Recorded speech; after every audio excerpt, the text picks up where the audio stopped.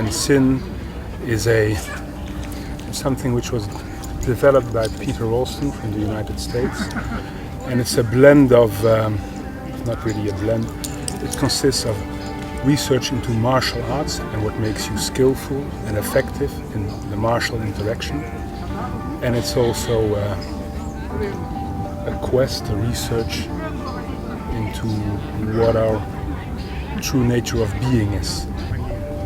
It's an investigation, you could say. It's a study of ourselves. So you want to become more aware, read, for example, see if you can get new ideas. You also want to practice, of course, also a big part. And another thing which we use in Hsin, besides study and practice, is contemplation. And contemplation is something in which we are looking for a direct experience. And that could be, for example, what it is to relax, or what it is you are, what I am. With my practice I started, I think it was 91, but that's when I started. And before I had done quite some boxing and some kickboxing. I had done also some Tai Chi and some Judo. And at some point, by accident, I stumbled on a class which wasn't called Hsin at the time. It was called, I don't know, a pushing hands class. But it was a class in Nijmegen given by Guido Sleddens at the time, and he was the one who started it there. I got introduced to the first Hsin in that place. And then in the same year, Peter Ralston came to Holland for the second time, I think.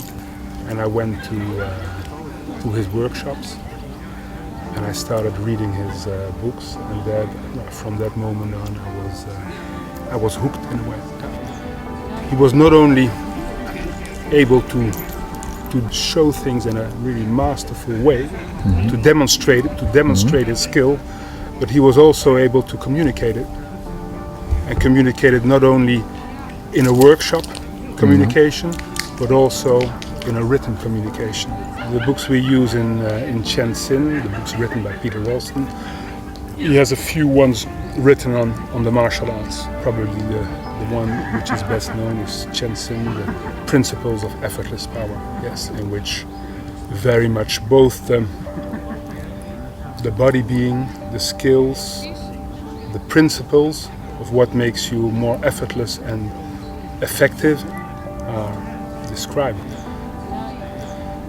What I see when I look at people doing Tai Chi is that they're very much focused on doing their forms, and that their awareness is much less with principles, like relaxing, like moving from your center, being grounded, like sinking, like having awareness in your whole body and around you. That's stuff which is, how you say it, easily forgotten when people do that form. I like to work with the principles more than with the form, for example. And the principles are the stuff which are where the juice is, where the real stuff is. So if you can get to the principles, you can start to use those also in other stuff you're doing. You see, one of the things which is also in a way part of the Hsin philosophy, and also which we try to do in teaching, is when you teach, you want to teach the stuff you have within you. It's not the stuff you've read about.